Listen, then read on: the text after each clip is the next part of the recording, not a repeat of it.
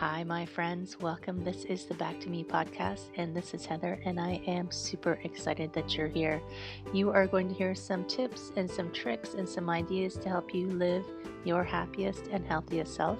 I call it Back to Me because when you are taking care of yourself, back to me, then you can take better care of others, and we can all make the world a better place.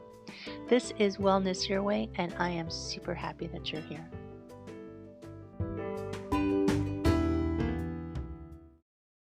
Hello, my friend. Welcome to another fabulous episode of the Back to Me podcast.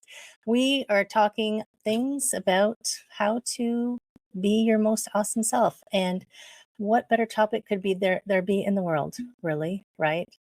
And I know sometimes you don't believe me. You just got to just trust me on this one, because today I'm talking with Cheryl Stelte, and spiritual coach, master healer, author. I feel like I couldn't actually fit in all the things that you bring to the world. But welcome, Cheryl. I'm so excited to have this podcast with you. Oh, thank you, Heather. I really appreciate you and your podcast, Back to Me. I love the title and what you're all about and how you're being of service in this way.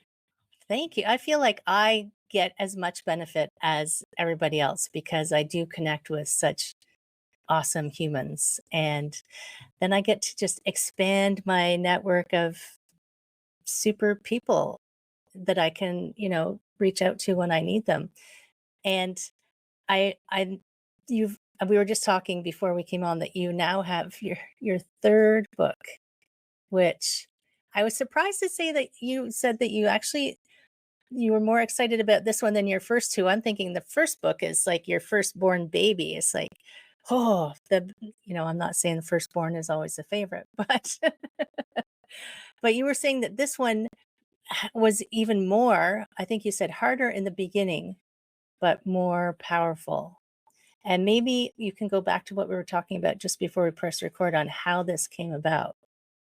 Well, yes, each of the three have been their own journey, and like many authors, I finished the book and went, oh, I really kind of wrote this for myself as Right. well. And so it's, your the reason I love your title for your podcast, one of the reasons is it's it's always coming back to me, and it's not about being self-centered. It's who we truly are in the world. So this book, my third book, helped me really come back to me. And long before I wrote my first book, long before my journey of coming back to me was, I look at it now and I think, God, it was just kind of crazy. It was in some ways insane. Um, I spent, decades. I'm still training, really decades in spiritual practices, all geared toward healing and empowerment. And I came to a very pivotal point in my life where I had my own spiritual interior design business, and I was becoming more and more successful. And I was just having so much fun, really helping my clients on multiple levels.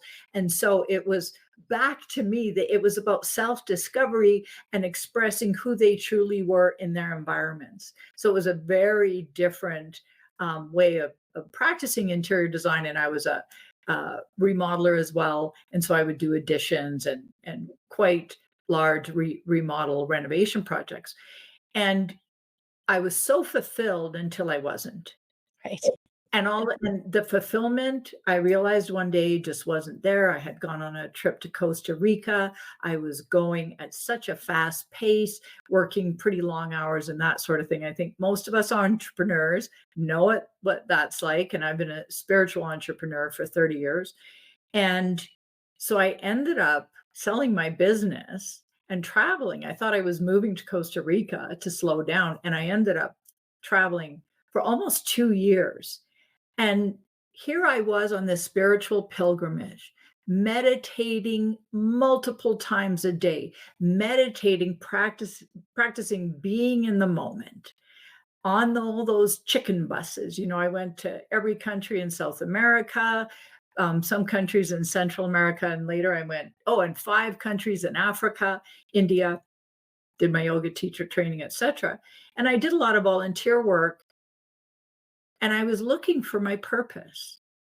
That's I was like, I just felt lost in the world. What is this really all about? Here I've done all this great work, but I'm not feeling fulfilled anymore. What happened? Who am I? What am I here to do and be? It wasn't until I was in Africa and I went to Bwindi to see the mountain gorillas. So we trudged into the forest with machetes and everything for over 3 hours. And we got to spend an hour with the mountain gorillas, one of the highlights of my life for sure. And then we trudged another 3 hours out and we all got into our vehicles. And I was sharing a RAV4 with some other people, and we're heading down the mountain. And so the mountain looked like sort of how a preschooler or a elementary school, grade school kid would draw it, you know, pointy with a road going around. So it was a single lane dirt road. And we start going downhill and it's very steep and the brakes fail. There's no brakes. I mean, there's no guardrail, nothing. This is a dirt with little bits of gravel.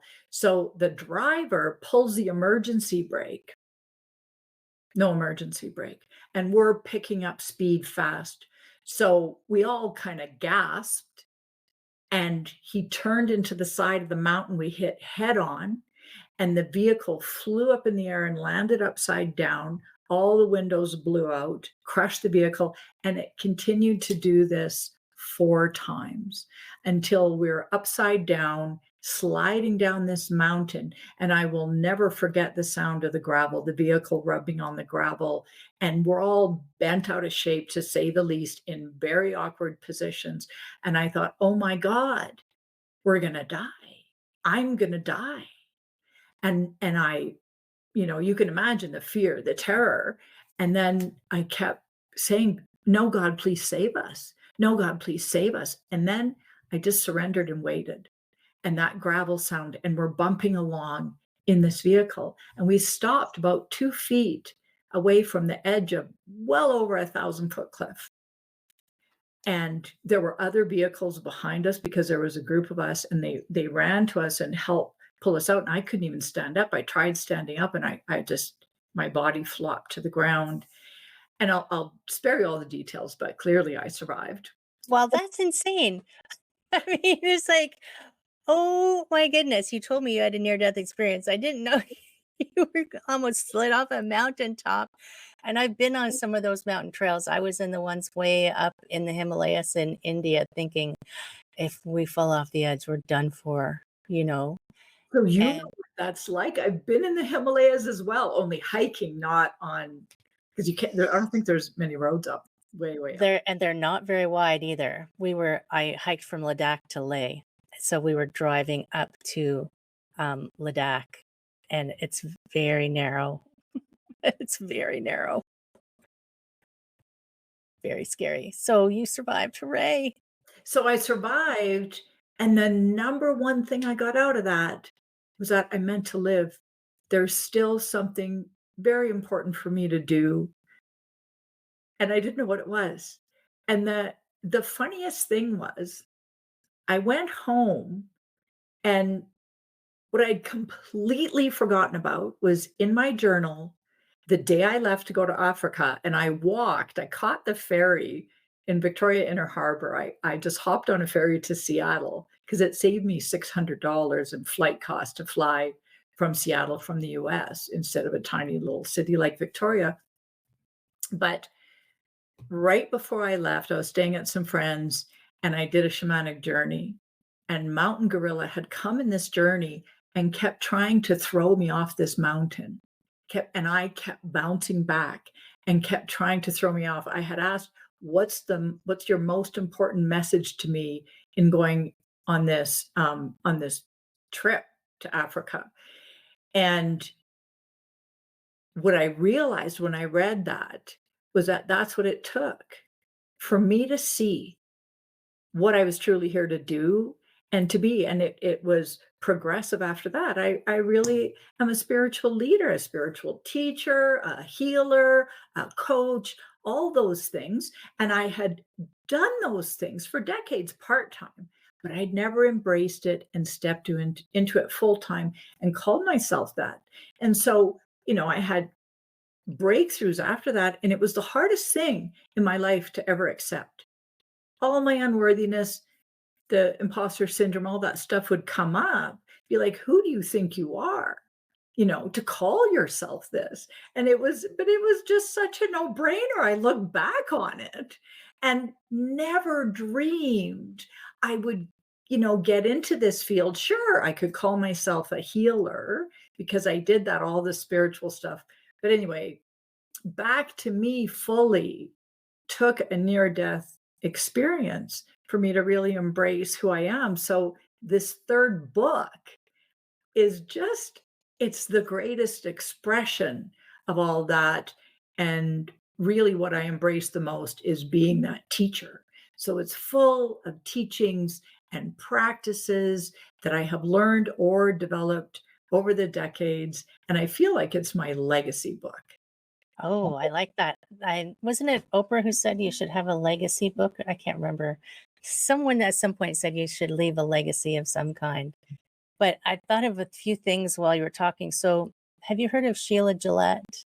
No. So she channels the entity Theo, and similar to Abraham, uh,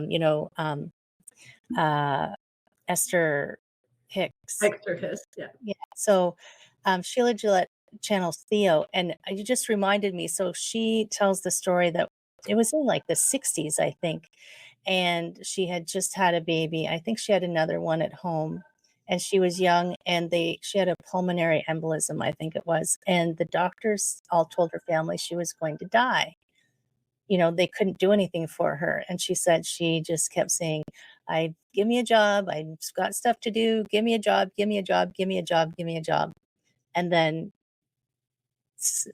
they call it miraculous. The next day, it was cleared and she was healed and she went on. But she didn't know what her job was until shortly after that, things started happening for her. It was like, okay, you asked for your job. Here it comes. And it was channeling, channeling Theo, which is she will tell you that I think she thinks it's one of the archangels, but she doesn't name names. So, but it's so interesting that once you surrender that resistance and you open up to the possibilities or um possibilities is the word that's coming to me, then things can come to you that you've been resisting. That's right. But it's like that pushing away, constantly pushing away. And you had made a comment earlier about you kept doing all this traveling trying to find yourself, but you were always it was always there right in front of you. Can you talk about that a little bit? It reminded me of Paulo Coelho's Alchemist, the gold was right underneath you, you just didn't see it, Yeah, yeah. I was searching too hard. I right? couldn't see the forest for the trees, and it was, they in most soul purpose or books based on purpose or teachings, it's do what you love to do the most. Do what you love, and I loved doing all the spiritual work. I loved healing myself. I loved moving into empowerment. And sure, I love beauty as well. And back in those days, I didn't value beauty for the spiritual qualities that it brings to the world and to our lives. So even as an interior designer, it was more the spiritual work, and the beauty was the fluff. The beauty was kind of the bonus. And now I look back and I see how much value that had, because it's expressing our own inner beauty, however that looks, outside of ourselves. Yes, but I was, searching, and I had been searching. And like you said, I was resisting accepting all of myself and my greatness and my power, my authentic power. It was because my conditioning was so much around don't be too powerful, whatever Right. you do. And it's not okay to be a powerful woman. Right. It's so true. I mean, I think, and not even, I mean, especially for women, but I think often it's like, don't get too big for your britches. I've heard some Australian guests call it the tall poppy syndrome, where you get too tall, they'll chop your head off. And it's like you don't, or you don't want to draw attention to yourself. What if something bad happens? But that keeps so many people from really doing the thing that lights them up. And I think sometimes, when I hear the do what you love, I wonder sometimes, and I mean, I just thought of this last night actually. I've been doing spiritual work for about 30 years as well. Whew, my brain almost exploded. But I think sometimes people end up really just like, what would I love to do is rest. Well, then do that. It's like because they've overextended themselves, they're running all the time. We were talking about that a little bit earlier, running all the time, the entrepreneur, the doing all the things that they think they're supposed to be doing. They don't know what they love anymore, maybe, or all they can think of in that moment is, I would just really love to not be doing anything. And then they can't see how that's a sustainable thing, which I understand. And I guess you never found yourself in that, I just don't want to do anything.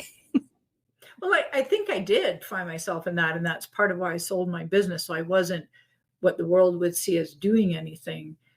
You could say I was on a very long sabbatical. Uh, One person I met in Africa, a young woman said, "Are you having a midlife crisis?" And but it's it's also very much about vibration, what raises your vibration. So I think sometimes we need to do nothing so that we can catch up on rest. I had already been traveling for 15 months when I went to Africa, and I had just come back briefly to sort of reboot and head off to Africa. But one of the things is when I first started in Africa, Africa really helped me sleep. It's a low vibration there. It's a slow, I don't know. I caught up on years of missed sleep. Wow. I really needed to sleep. But Africa is very much around poverty. um, there's a lot of pain. There's so much suffering in Africa. So I would like to just speak to the tall poppy. I think I might have heard that once before, but it's not a common thing in Canada or North America, I don't think. So the tall poppy, it has been proven that we all adapt, and it just takes one person, or in this case, one poppy, to grow taller and to hold that vibration of being the taller poppy, and others will adapt. And so, what I always like to say is, we are all powerful beyond belief, powerful beyond what we can imagine. We, I could not imagine how powerful I was. I'm sure at some point in your life, you couldn't imagine. We cannot, because we're operating from the lower vibration than we're meant to move to. And it really is my experience through healing our deep internal wounds in the subconscious.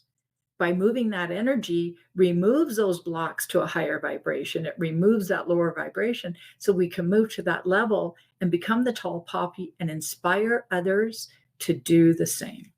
Right. And I always think of, I don't use the tall poppy. I've heard it, maybe because I've been interviewing my friends on the other side of the world, but I prefer the rising tide lifts all ships. So, and I think this is more, um, instead of the dog eat dog kind of competition that we've been in for the last many, many, many years of you have to get ahead and you have to grind and dig. It's like, if we find someone successful and we think, oh, instead of trying to fight against them and push them down so we can get on top, let's help. This is what I like to do. Let's help them be better, because them being better is going to help everybody else be better, which is such a different way to operate than I think we have been in the past. And I feel like it's been shifting. You agree? I Oh, see. absolutely. Absolutely. I'm so grateful to be a part of the world today neither of us are 20 years old anymore. So we've lived. And to look back on how humanity has evolved and to see to me, it's like this. Here's the growth curve this is the standard growth curve. We're improving, we're improving, we're improving, we're improving. Then, The and hockey stick. Very Canadian. I see we are. And it's so cool. It's so exciting. It is, and it's interesting, like, I I wouldn't call what I had where the Back to Me podcast came from, and, if for listeners who have listened for a while, they know that it came to me because I had a stroke and I was in the hospital, and it's funny because I didn't think I was gonna die. I was like, "I'm not dying, I got the stuff to do." So but at the same time, I had to stop arguing with the doctors about whether they were right or not. Like, of course they've got their machines. They can show me where the stroke happened. I was like, "I'm healthy. What are you talking about? I take care of myself." Once I did surrendered to that, and I accepted my 3-day silent retreat in the emergency room, then that allowed the podcast and everything else to come into my awareness where it wasn't there before. So I And think that quiet time is what we need. and I think the key word that you just used is surrender. It's surrender. And in my third book, I talk about surrender. I think I talk about it at the end of my client magnet book a bit, but this book goes into it so much more. And I've actually developed a surrender practice for people because we go through different stages of spiritual realization in our lives, spiritual evolution. And we come to a time when we become an expert in something and we felt so fulfilled. There comes a time when we've really accomplished something. We've moved to this great level of mastering a skill, something of that nature. Often in career, it could even be being the greatest mother or father, that sort of thing. There comes a time of unlearning. And that's what surrender is all about. It's unlearning all our doing. It's all that unlearning. So like you surrendered, it's really opening up. You give up. You had to have that stroke so you could move into surrender. Okay, I have to allow something here. I have to allow a new way, whatever it is. And so for me, I kind of, you know, went way out there in selling everything. I mean, I sold my house, all my contents, everything. I had nothing left except 2 suitcases, but it was every day I was practicing and it was a surrender. It was opening up. And it's all there inside of us. We just have to uncover it. But I think that's a key word is surrender. Most people don't know how to do that. And it's I also think that it's also given a bad rap. Like, I think surrender is like, never give up, never surrender, fight to the death. I'm thinking, "Ugh, why?" it's also not the only part of surrender. Surrender is opening up. It's Right. allowing. Surrender and allow. So it's the not knowing. Surrender to the not knowing, where surrender is not just giving up, and it's not the type of surrender you and I are talking about here. You did not give up. The furthest thing from it. You were not giving up, and you were very clear, but you didn't have all your answers. I had no answers really. Yeah, And no. and if you think about it, we never really have all the answers. And I also read Akashic records, which is I don't know if I had been was reading Akashic records when we first had our first conversation, but I did not get that blessing yet. yeah, so I'm an Akashic records reader now officially. And when I ask them questions, they're they say, "You don't need to know the whole path. Just take this next step." I'm like, "Okay, that's a trust. Surrender to the process, surrender to the plan, the divine plan, surrender to whatever is gonna come, knowing that it'll be fine." Right? Yeah, yeah. And your book, so your was your first book the Client Magnet book? No, my first book was Heal Your Neck Issues Mm, and Let Your Throat Chakra Shine, and the second book was born from the first book because coaches started working with me who didn't have any clients. And within 6 or 7 weeks, 6 to 8 weeks, they started to have clients signing up with them and their groups were formed and they were off to the races. So then I was inspired to write the book Client Magnet to help those coaches. It's the coach's guide to attract your ideal clients through spiritual practices. right. And then they're all related, but your latest book, From Blocked to Powerful. Yes, and that one really is my baby, From Block to Powerful, the spiritual guide to unlocking clarity and authentic power. Because I find so many people, especially women and mature women, they know they're meant for more. They know they're meant for something better. They know they have blocks, but they don't know what they are, and they just lack clarity on how to move forward. And so I help remove all those subconscious blocks so that they can get that clarity. And that book is just out, right? That is coming out. That one I just finished the manuscript this morning. Oh yes, it's When this airs, I think it'll be out. yes, when this airs, it's definitely launched. You can get it on Amazon. Super exciting. And and this one has so it's got practices in it. Oh, all my books have practices in it, but this book in particular, I share way more than I've shared in any other book. To me, it's my legacy book. It's all the practices that have helped me embrace my own authentic power and help me clear those blocks so I could get to that. So it's full of meditations, shamanic practices, the surrender practice. I'm gonna check it out just for that, you know. But I love that there's resources for people. Are you gonna do it as an audiobook? I haven't crossed that bridge yet, but I likely will, simply because it's such a good one, because there's so many guided meditations and it's easier to listen to them all as opposed to reading them. Yeah, for some people who don't love audiobooks, when I get ones that are not audiobooks, they're just simply, the book itself, and there are those meditations, I end up recording it, me reading it, so I can listen to it rather than read it, because I do find it powerful to listen to meditations versus read them for me, and in my own voice gives it a special power too. Yeah. I know not everybody loves their own voice, but your voice is perfect. Yes. Everybody's voice is perfect. Exactly. It's just letting it I can see the throat chakra shine behind you. Let it open up. Let your words come out. Words are powerful. So true. And then what's on your since you're doing so much, what's coming up after your book?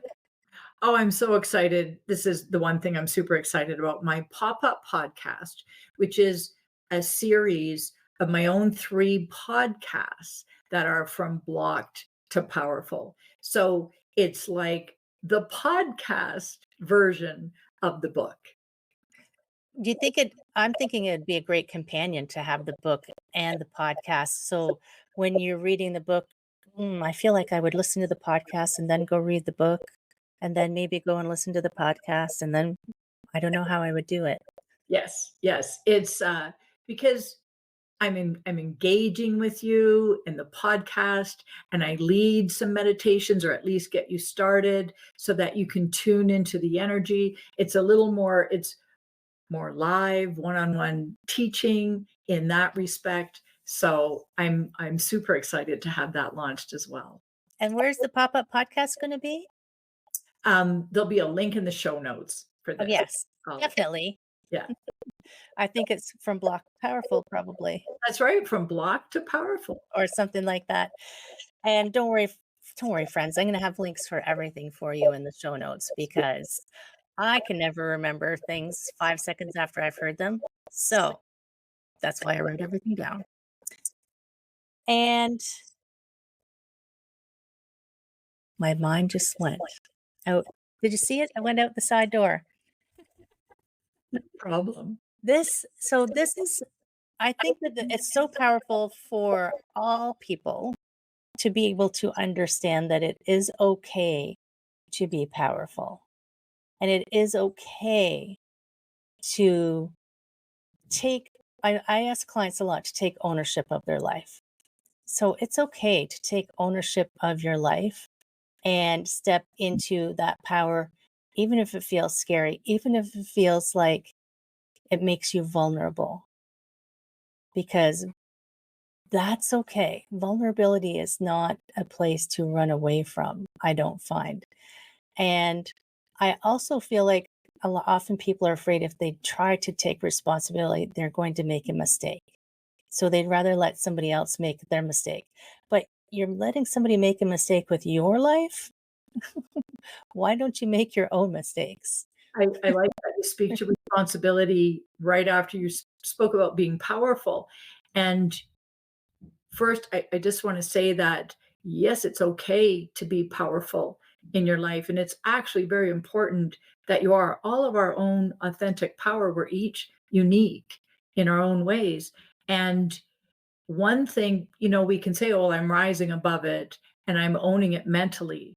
But until you clear the subconscious blocks, you're not radiating that out to the world. It doesn't come through all your words, actions, attitudes, and everything. So to me, it's clearing those subconscious blocks. So then you naturally move into the truth of your being. It's self-discovery, your authentic truth. And that is so powerful. That solar plexus. Truth is power. And now I forget what you just said. The second thing that you said after that, what did you say? Oh my gosh, you're asking me to repeat something I said. That's a hard one for me. Taking responsibility for yourself. Don't let someone else. So the responsibility piece is very root chakra. And that's why this works. You already know this, Heather. The more you take responsibility for yourself, your life, your mistakes, your accomplishments, full responsibility, that creates a strong, safe, and stable root chakra. And responsibility and accomplishment go hand in hand. So, yes, take responsibility for all your choices, take responsibility for whatever is yours to understand, to know and do. It that is power. That's root chakra power. And I saw a sign recently when I was driving around because I think people think mistakes are some terrible thing that, I've made a mistake. And I don't know if they think they're going to die. I don't know what they think is going to happen if they've made a mistake. But we have this aversion to making a mistake. Maybe that's just me. But but I saw this sign that I thought was so perfect. It said mistakes are proof that you're trying. And I thought that's beautiful because that gives you permission to make mistakes. That's your permission slip. Mistakes are proof that you're trying. Mistakes are proof that you are working through things. Mistakes are the only way you can actually learn is to make a mistake and to go, oh, that didn't work. I'll do it a different way this time. But I think that somehow we need to remove that sense that it's bad to make mistakes. I make mistakes all the time. Oh my God. We need to. Mistakes are all opportunities. If we take them all as opportunities, oh, it's an opportunity to grow. It's another chance to do better. I can try again. And I used to know someone who used to always say, we can always begin again.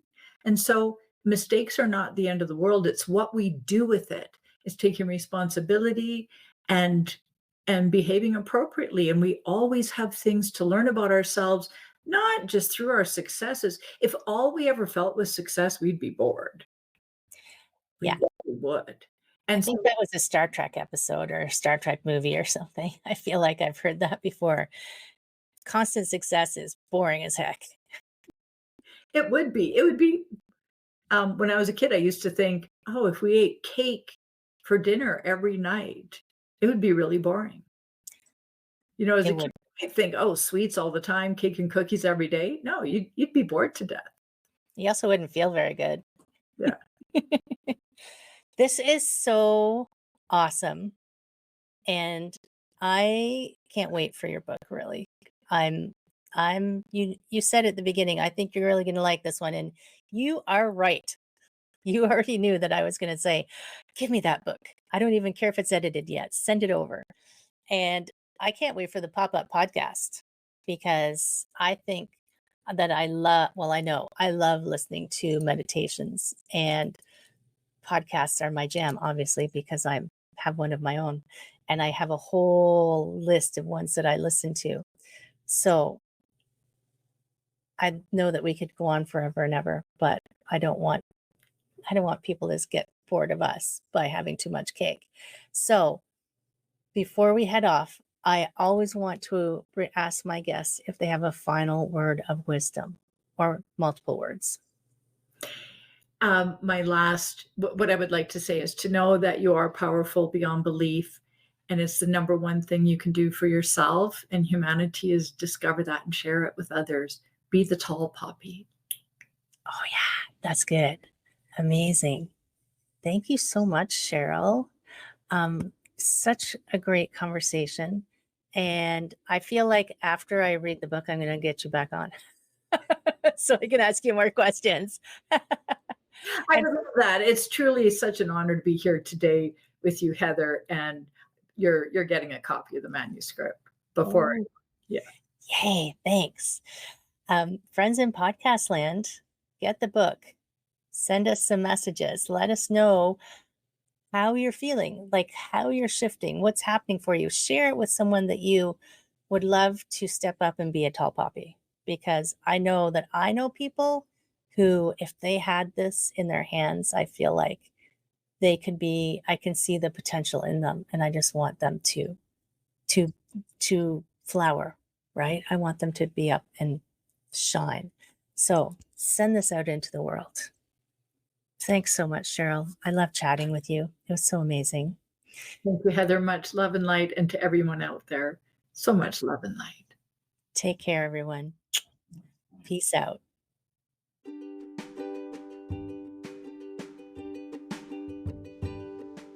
Hi, my friend. Thanks so much for listening to this entire podcast. If you found it useful and you're like me and you like helping others, please feel free to share this. Give it a like, give it a comment. If you found something useful in it, there's a chance that someone else will find something useful as well. Also, if you have any questions at all, I can absolutely help, and I would love to help. You can email me at heather@prosperityflowcoaching.com. If you want more of this awesome content, you can follow me on Instagram, Heather Stewart Coaching. You can follow me on Facebook, Prosperity Flow Coaching. And I have a personal request. I want to help as many people as I can with these podcasts. And if you could give me a review, hopefully a good one, if you could share, if you could send this out into the world, I would truly appreciate it. I hope you have an amazing day, and I hope that you find your way to wellness by getting back to me. Take care, my friend.